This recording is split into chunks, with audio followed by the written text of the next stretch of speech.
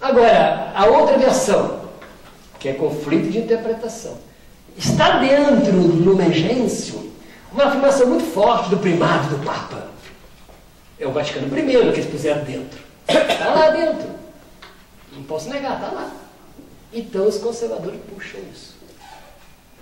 Por isso há duas eclesias. Há uma em que a igreja é povo de Deus, os bispos estão em colegialidade com o Papa, os bispos estão em colegialidade com o clero está na colegialidade com os leigos. Isso é o Vaticano II novo. Agora o Vaticano II velho, que é o Vaticano I que está lá dentro, diz também a autoridade, a obediência, a primazia, o primado universal. Existem as duas eclesiologias, conflito de interpretação. Claro? Agora vem Gaudit Spes. Aí agora super. Gaudit Spes foi o quê? Não era pensado este documento. Por quê? Porque no discurso inaugural da segunda sessão, feito por Paulo VI, o discurso inaugural da primeira foi João 23 com aquelas 4 palavrinhas, né? O segundo, quando começa de novo o concílio, praticamente quando morre o Papa, acaba o concílio. Portanto, o concílio Vaticano II acabou com João 23. Aí Paulo VI reconvoca. Se ele não reconvocasse, teria acabado. Mas reconvoca o concílio e chama de Vaticano II. Podia chamar de terceiro, se quisesse. Considerar o primeiro encerrado e criar um novo. Mas ele, por respeito a João 23, preferiu chamar com o mesmo nome de João 23, Concílio Vaticano II. E no discurso inaugural, como ele disse da outra vez, eu estava lá presente, fiquei muito impactado, sentadinho na cadeirinha lá, ouvindo o sermão, o discurso inaugural de Paulo VI. Me lembro dessa frase, que ele diz assim: vocês bispos, vós naturalmente bispos, deveis fazer-vos esta pergunta: o que a igreja fala de si mesma? Vocês vão dizer para o mundo inteiro o que a igreja fala de si mesma. Qual é a autoconsciência da igreja? É isso que ele disse, autoconsciência. É o que o psicanalista faz quando você está lá no divã. O que você diz de você? O que você pensa de você? Eu tenho um complexo muito de inferioridade, porque minha irmãzinha era mais inteligente que eu tirava 5, minha irmã tirava 9. Muito bem, mas você também é inteligente. Aí começa o psicanalista a arrancar todos os seus problemas, né? Então o Papa pediu que a igreja entrasse num divã psicanalítico e dissesse: quem é você, igreja? Então ela ia falar: nós somos papas, somos bispos, somos leigos, somos religiosos, somos ricos, E aí acabaria o Vaticano II. De novo, aí acho que foram os belgas, esses hereges terríveis, os cônegos da vida, perigosíssimos. Começar a dizer: mas por que nós não vamos pensar o mundo moderno, esse mundo contemporâneo?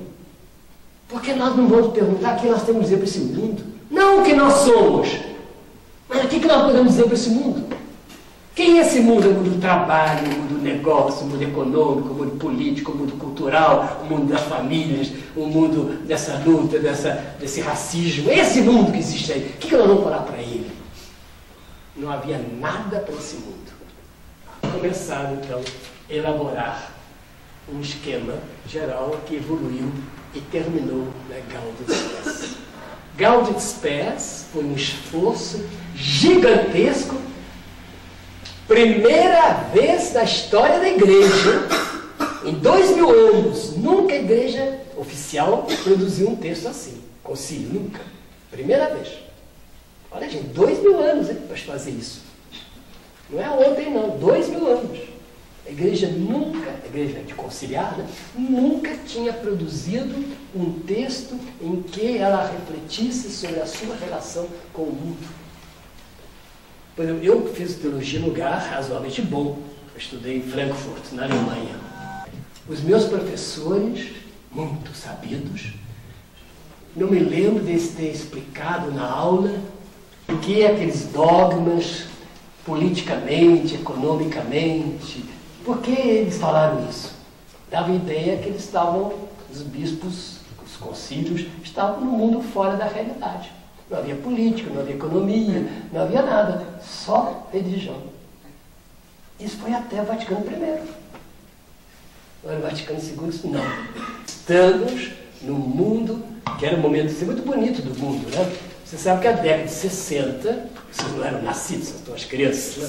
Mas na década de 60, a mãe de vocês devia ter contado para vocês isso. Que naquela época houve dois grandes movimentos culturais muito fortes. O muito positivo, muito otimista, que foi o que o italiano chamou de miracolo econômico. E o alemão chamou de Wirtschaftswunder, o grande milagre econômico. De Gasperi na Itália, Adenauer na Alemanha, Schumann na França. Então, os três ministros, todos católicos, lideraram uma grande revolução econômica que os americanos secundaram com seu dinheiro, comprando Marshall. Aí a Europa teve um desenvolvimento rapidíssimo, altíssimo, e cada ano você via a diferença. Então havia um grande otimismo em relação ao mundo material, grande mesmo, que era a melhoria econômica. Os alemães que passaram fome em 45 e 46, fome mesmo, das crianças ficar na cama para não gastar energia, estavam em abundância. Só para dar exemplo que quando eu fui, meu primeiro ministério na Alemanha, me ordenei lá, aí fui a Hagen, uma cidade norte da Alemanha, e fiquei numa igreja, e a cozinheira ali, o alfaiate, que eram muito meus amigos, família muito simples, bem simples mesmo. Depois eu vou para Roma, né? Um belo dia, essa dona vai a Roma e quer me visitar. E chega com uma mala, né? Eu pensei, uma mala, era uma mala de presente para mim. Cheio de coisa na mala. Eu pensei que era a mala dela, aí peguei a mala para carregar para ela. Não, isso é para o senhor. A minha camisa, cheio de coisa. E uma mulher, cozinheira. Ela disse, porque nós temos demais, não sabemos o que fazer com o dinheiro. Não, ela não tinha cultura, então não podia investir em altas coisas, não ia a teatros em Berlim, nem ia fazer turismo na Espanha, porque não tinha cultura para isso. E tinha dinheiro, tinha marco naquela época. Era tal abundância que você via na Alemanha. Esse é o clima otimista.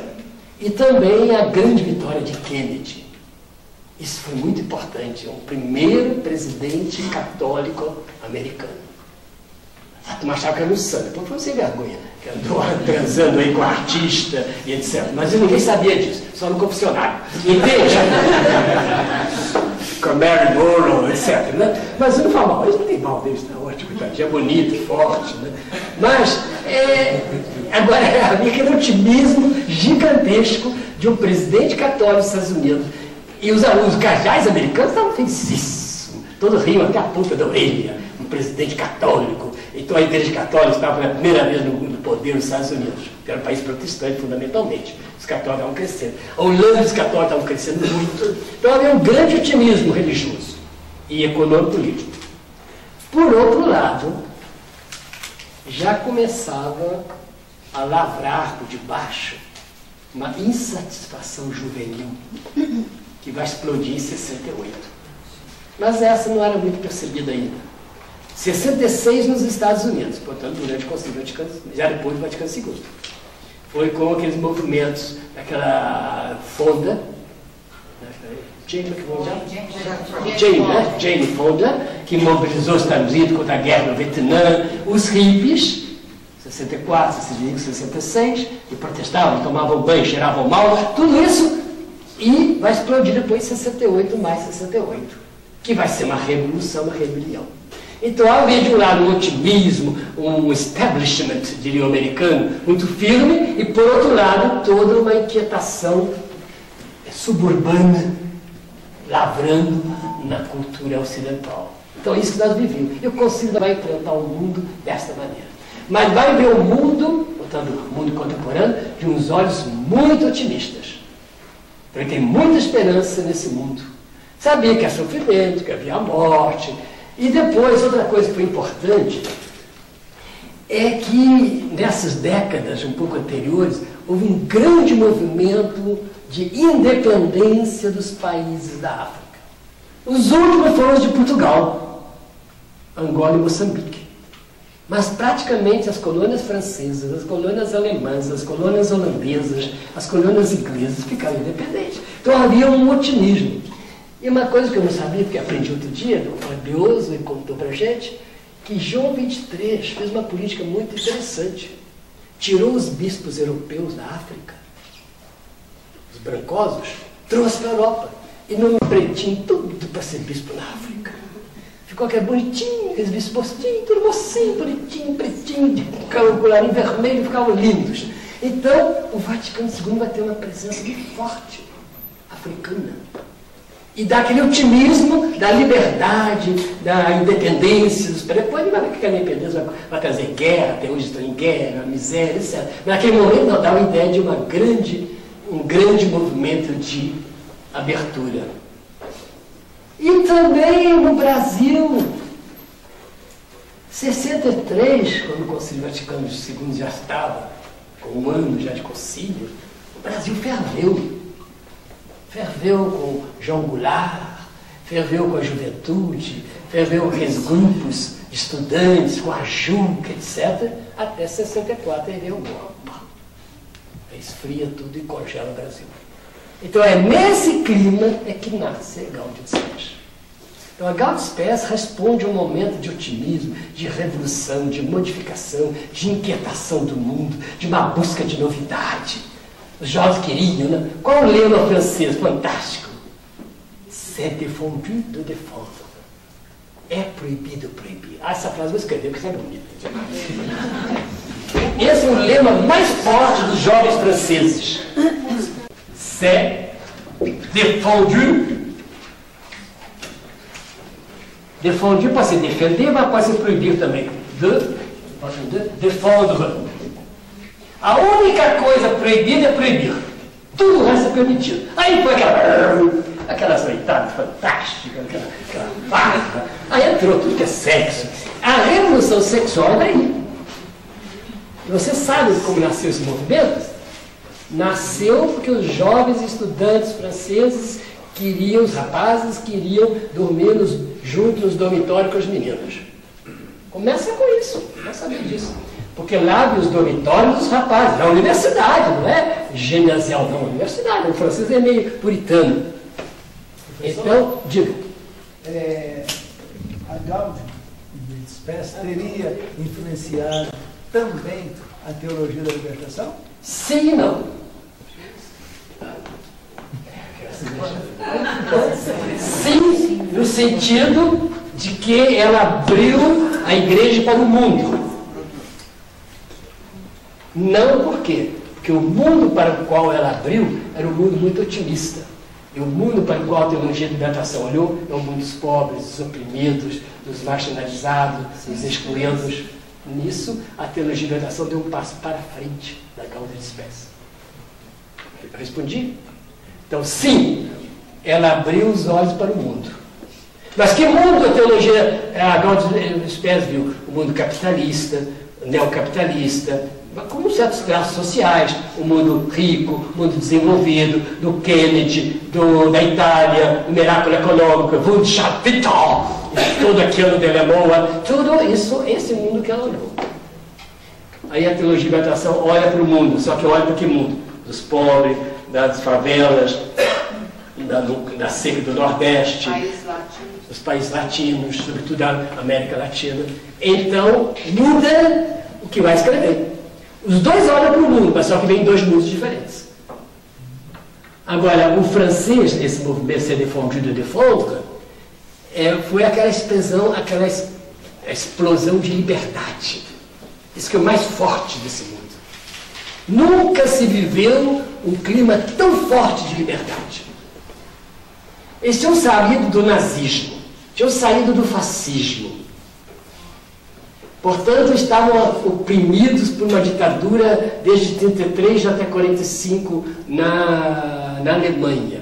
Também Mussolini. A Espanha ainda estava francosa. O Portugal ainda estava com Salazar. Aí havia ditaduras ainda.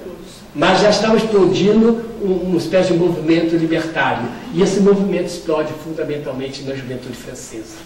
Agora, o líder era um alemão. líder estudantil dos franceses era um estudante alemão. Interessante, isso é uma ironia a história. E como ele era alemão, o de Gaulle expulsou da França. Devolveu para a Alemanha. E hoje deve ser um homem acomodado, gordo, né, tomando cerveja o dia todo. Entende? Você devolveu o telefone. Porque eu ouvi uma entrevista dele já em 68, vamos ver, 68 nós temos o quê? 40 e poucos anos. Ele devia ter uns 19, 20 anos, hoje ele está com 60, 70 anos, né? Um senhor provecto. Agora é bom com 70 anos, ele está forte ainda, pode tomar um tonel de cerveja que ele aguenta. Entende? Então, isso é essa ideia que é proibido proibir, né? Gerou isso que vai acontecer no Brasil 30 anos quase, não. Em 1985, o Brasil começa esse movimento. O Brasil ficou congelado por causa do golpe militar. Nós começamos a viver 68 na Europa em 85. E que os jovens estão vivendo agora. Essa gandaia geral, é droga, é crack, é isso. Agora chegou assim, isso já era a Europa de 68. Interessante, né? E o Vaticano II já tinha terminado fazia pouco tempo, mas esse movimento já estava sendo gestado no interior da cultura. Eu estava lá, mas sabe, dizer, com toda humildade, eu não me dei conta da importância de 68. É que a gente é míope, né? Eu não me dei conta. Um padre francês chegou perto de mim e disse: isso que está acontecendo na França é muito importante. Abriu meus olhos. Isso que está acontecendo na França é muito importante. E era um padre francês, da Gregoriana. Porque nós, aquele mulher de igreja, piedoso, não nos atinávamos que o mundo estava explodindo por dentro desse grande movimento libertário. Como até hoje muita gente não se dá conta ainda do que está acontecendo com a juventude nossa aqui no Brasil, que está agora explodindo por todos os lados, né? Então, agora, com essas três chaves, mundo, palavra de Deus, igreja, nós podemos ler praticamente todos os documentos do Vaticano II. Agora, colocando no segundo nível, quais seriam os outros documentos importantes? Eu diria que depois desses três, para mim, a liberdade religiosa. Por que a liberdade religiosa é importante? Primeiro, eu vou explicar a gênese. Ela foi trabalhada, ela foi a grande influência dos Estados Unidos, dos americanos. Isso nós temos que reconhecer, que a Europa não teve a experiência que os Estados Unidos teve. Os Estados Unidos não conheceram, os Estados Unidos não conheceram nenhum domínio religioso. Por exemplo, uma espécie de domínio da Igreja Católica, como a Europa conheceu durante séculos, em que os imperadores eram sagrados pelos papas. Eles não conheceram. Eles nasceram laicos. Eles nasceram democráticos. Portanto, o poder vinha do povo e não de cima. Então, o americano tem um senso de liberdade muito forte. E uma liberdade secular, não religiosa. Isso é muito forte desse povo. Agora, ele não se dá conta, esse é o limite dele, ele não se dá conta que ele é menos livre do que ele imagina. Não por causa do clima, mas por causa da midiática. A imprensa, a mídia é tão forte nos Estados Unidos que ela faz a cabeça do americano. Eu considero os povos menos livres e menos lúcidos por isso. Por quê? Porque eles, já desde criança, quando a nossa geração não conhecia televisão, eles já conheciam. E eles tiveram Hollywood. Hollywood é uma coisa fantasmagórica. É uma ficção. Aquilo não é real, não. Então o americano vivia no irreal. Os Hollywoods da vida. O tiroteio todo. Quer dizer, um povo cuja cabeça foi feita para o cinema. Quando nós íamos uma vez por mês ao cinema, havia poucos filmes, já tinha um filme o dia todo. Quando nós nem conhecíamos ainda a televisão direito, já tinha televisão, cada um em sua casa, e 2, 3, 4 na casa. Eu lembro quando eu fui ajudar uma paróquia, cada padre já tinha uma televisão no seu quarto, na década de 70. Nós apenas tínhamos uma televisão na nossa casa, uma que era boa, já é mais que máximo que a televisão. E eles tinham uma em cada quarto. Um em cada quarto. Então, cada um tinha sua. Agora, o que passa? Essa cabeça é feita por quem domina a televisão. E quem domina lá é um pequeno grupo. os grandes grupos que dominam a mídia. Dominam de lá e dominam aqui. Saibam que as nossas notícias passam pelo Telex de Nova York. Seleciona para nós o que nós podemos saber. Para nós. Para eles, forcione. Para nós também. Agora, só que com o nosso tempo, agora nós estamos piorando. Nós vamos tender cada vez mais a alienação. Pela celular, pela internet, aí vai ser cada vez pior. Porque esse mundo é que governa. Interessa a Veja que Cachoeirinha aparecer. Então vem a cachoeira toda. O dia que ele interessar, agora não sei porque a Globo se entusiasmou tanto do Neymar. Neymar hoje é o ídolo da Globo. Era Pelé, agora é Neymar. Esse homem agora faz tudo o que ele quer. Ele tem que fazer música, depila pra cá, tira a flor, pode do nariz. Tudo que ele fizer é notícia. Ele cospe a notícia, espirra a notícia. Porque a Globo faz. Agora, isso já havia nos Estados Unidos. Então, essa explosão secular já havia nos Estados Unidos. Agora, na França, é muito mais intelectualizada. O francês é muito mais inteligente. Então, ela nasce na academia. Nos Estados Unidos, esse movimento aconteceu à margem. Os hippies eram marginais. O americano em si é o yuppie. O yuppie é o certinho, precoce. Né? Aquele que tem para ser neurótico. Entende? E esse é que formou. E a Europa não. A Europa sempre foi mais largada, mais... Por exemplo, uma das coisas lindas que os franceses escreveram nas portas, nos muros da Sorbonne: professores, vocês nos envelhecem. Vocês nos fazem ficar velhos. Quer dizer, não queremos ideia de vocês. O Paul Ricoeur, os maiores filósofos, não aguentou o desrespeito dos alunos para os Estados Unidos. Vários professores franceses deixaram a França porque não aguentaram as humilhações que os estudantes impingiram sobre eles. Agora, uma coisa bem confidencial. Segredo de confissão. O próprio teólogo Joseph Ratzinger foi desrespeitado com Dante. Em 68, na Alemanha. Daí que ele tem um trauma psicológico muito forte com esse movimento. Porque ele foi desrespeitado como professor. Era muito sério, muito piedoso, muito santinho. E aí aquelas alemoazinhas avacalharam. Quanto mais sério era o professor, mais eles gozavam. Mas é uma coisa que eu não vou dizer que é, porque vocês vão ficar escandalizados, vão ficar vermelhos, eu também. Ok? Diga. Mas diante toda essa liberdade, como que a igreja reage pós o concílio? De duas maneiras.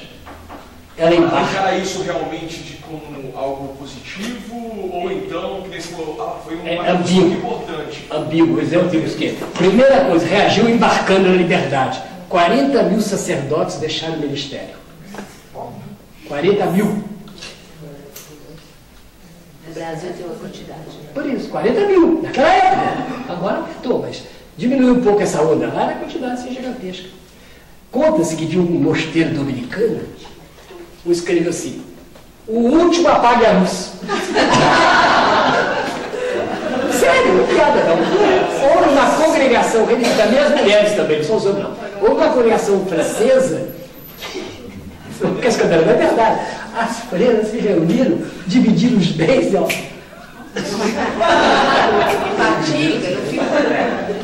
Batiga no fico. Todo mundo. Exato. Então essa época aconteceu. Esse foi o lado de ela embarcar. Agora começou uma reação. Paulo VI começou a frear em 68 já. Os primeiros freios. Elegeram, e tem que respeitar muito João Paulo II. João Paulo II foi eleito e pedido, então ele obedeceu. Os cardeais lhe pediram que desse uma brecada na igreja. E começando pelos jesuítas.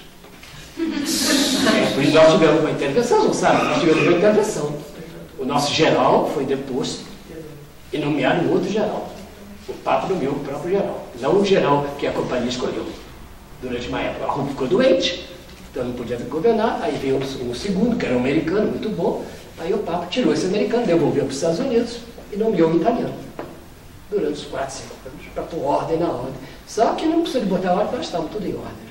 Entende? Para mostrar que houve essa dupla reação. E essa reação de freio continua. Então, até agora estão freando. Sai uma fumacinha lá na... Não existe mais aqui, como chama, no carro, quando você freia. Não é só o freio, mas a outra. Embreagem. Não tem mais embreagem não, né? Não está embreando mais não. Então, só aquela fumaceira toda. Quer dizer que não existe mais o Papa Negro, conversa? Isso aí é uma lenda antiquíssima. Continua, existe um Papa. Não, mas depois houve a reposição. Isso foi durante um tempo. Depois ele permitiu eleger. Aí elegeram, agora está sendo eleito. Agora está na regra normal. Mas durante um período, não sei quantos anos, quando a FAGE foi fundada, em 82, nós estávamos sob a intervenção romana. 82, eu não sei que ano que acabou. Essas datas mais recentes eu tenho essa dificuldade de guardar. Mas em 82 eu sei que estávamos. Porque veio esse representante de Roma da fundação da FAGE em 82. Então vamos terminando para hoje. Na próxima nós vamos ver as interpretações para depois do concílio.